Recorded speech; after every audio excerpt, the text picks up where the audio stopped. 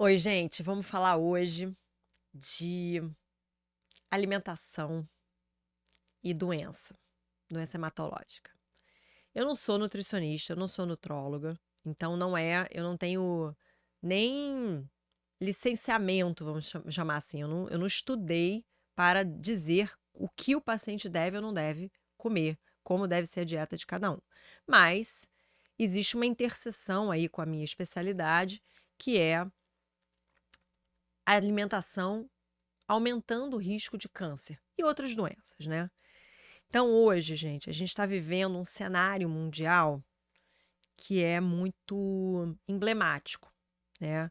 A gente saiu em menos de 500 anos, talvez menos de 200 anos, a gente saiu de um risco de falta de alimentação, de desnutrição para 90% da população, para o inverso. Hoje a gente tem em torno de 10% da população mundial que sofre com fome, né?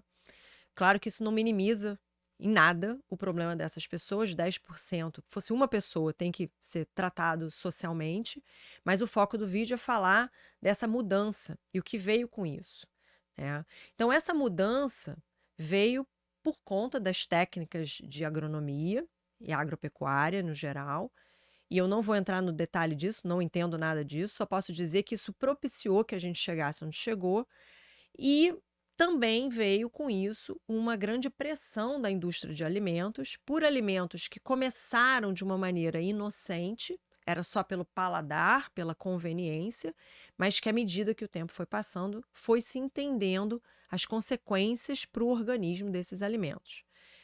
E eu estou falando agora dos alimentos processados. Então, quanto mais a gente se afasta do que é o natural, né? Então, tudo que vem num pacotinho, a gente tem que ficar com o pé atrás, né? A não ser que tenha sido você de manhã que botou uma cenoura dentro de um saco plástico para levar para comer no seu lanche, todo o resto vai ter algum grau de conservante, algum grau de corante. E esses produtos químicos, junto com o próprio processamento do alimento, eles são agressivos para a nossa saúde.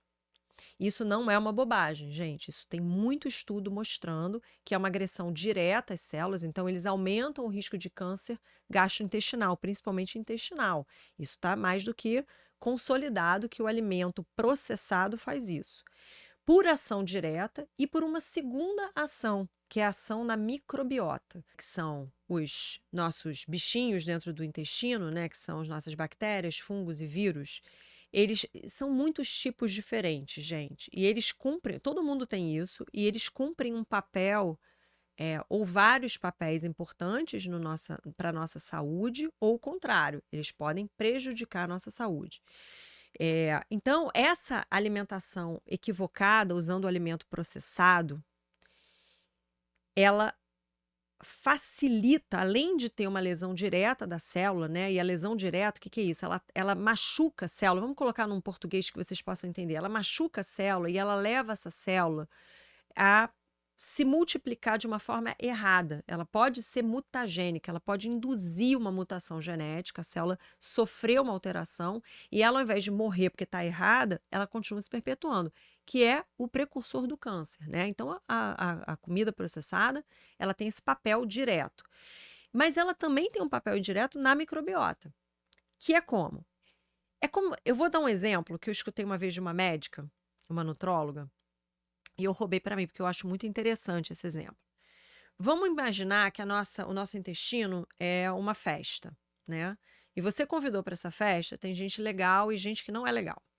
Tem gente que vai ser cordial, tem gente que vai ser educado, que vai ser divertido, que vai gostar de dançar, que vai conversar, que vai respeitar os outros, e tem um grupinho ali que é um grupinho do mal, que vai querer fazer uma bagunça, destruir sua casa, quebrar suas coisas.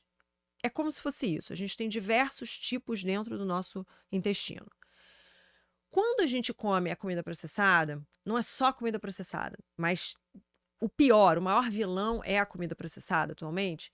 Essa comida processada, ela agrada ao vilão, lá, ao cara que você não quer muito, você quer 1 ou 2 na festa, mas você não quer 50 desse cara na tua festa.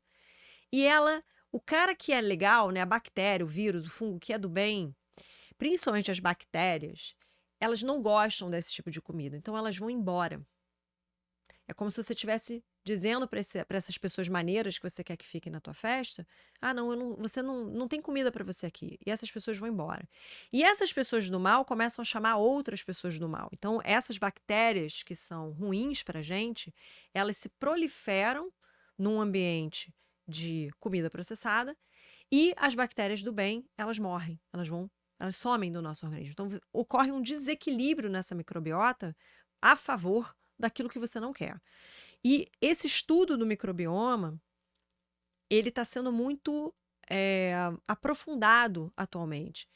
Não só para câncer. A gente sabe que tem relação com câncer, mas tem relação com outras doenças, inclusive depressão, obesidade. Então, você cuidar da sua microbiota não é um luxo nesse aspecto. Precisa ser cuidado. E você, na verdade, não precisa fazer nada muito difícil, tá? Porque é excluir a comida processada. Ou comer numa quantidade muito pequena. Gente, eu não sou exemplo de nada. Eu costumo dizer para os meus pacientes, eu adoro tranqueira. Mas eu digo, eu não vou comer tranqueira, porque tranqueira é ruim pra gente. Então, eventualmente eu vou comer uma coisa frita ou uma coisa processada? Vou eventualmente. Mas eu tento deixar de forma eventual. Inclusive, porque se a gente começa a comer de forma frequente, a gente fica viciado naquilo, a gente quer mais, tá? A comida processada, ela tem essa capacidade, ela faz você no dia seguinte, você quer mais daquilo e menos daquilo, do alimento que é bom para você. E alimento que é bom pra gente é o quê? Vegetal, né? Vegetal verde é muito importante, não é batata o tempo inteiro, né? Batata é vegetal, não é batata o tempo inteiro, tem que comer verde, né? É, tem que comer verde, comer variado, tem que comer beterraba, tem que comer cenoura, enfim, tem que conversar com o nutricionista para saber o que você pode comer, o que você deve comer, né? Mas, gente, salada não é antídoto, né? Não adianta comer uma salada e se encher de porcaria. Não tem essa capacidade. A salada não vai lá e combater todos os males da comida processada ou da comida que não é saudável, né? Então, no geral, a gente pede, né, orienta que você faça um desequilíbrio disso, que seja muito mais comida saudável e muito menos a comida não saudável, mas que você gosta. Eu não sou a favor das pessoas fazerem qualquer tipo de exclusão daquilo que elas são apaixonadas, né? Eu acho que tudo isso é uma transição. Se você é uma pessoa que come hoje muito mal, né, do ponto de vista médico que eu tô falando, né, que você tem uma alimentação muito desregrada, procura um profissional e conversa com esse profissional numa boa, né? Olha, eu tenho muita dificuldade, eu sinto muita fome, eu fico com muita vontade de comer. E a pessoa vai produzir, vai confeccionar para você um plano de transição, para que um dia você chegue lá onde você acha que você deve chegar. Não é para ter uma pressão, estou fazendo tudo errado, eu não sei fazer nada certo. Não é isso não, gente, pelo amor de Deus, a gente é ser humano, né? E tem coisas que a gente gosta. O que a gente gosta tem que ser respeitado, né? Mas você também pode vir a gostar de outras coisas, porque o ser humano também muda. A gente gosta muito de uma coisa hoje, porque às vezes a gente está viciado naquilo, sem saber. E à medida que a gente vai se desviciando, a gente começa a gostar de outras coisas. Vou dar um exemplo meu. Muitos anos atrás, eu tomava café preto com açúcar. Depois eu passei a tomar com adoçante. Eu achava que café preto sem nada, imagina, nunca vou conseguir. Hoje em dia eu não consigo tomar café com adoçante. É uma questão de hábito. E não é porque eu me forço, eu não gosto, eu não consigo tomar. Não é um julgamento de valor, não é nada disso. É simplesmente mostrar um exemplo de como as pessoas mudam se elas se propuserem a fazer as transições suaves. Transições suaves. Não é para se autoflagelar.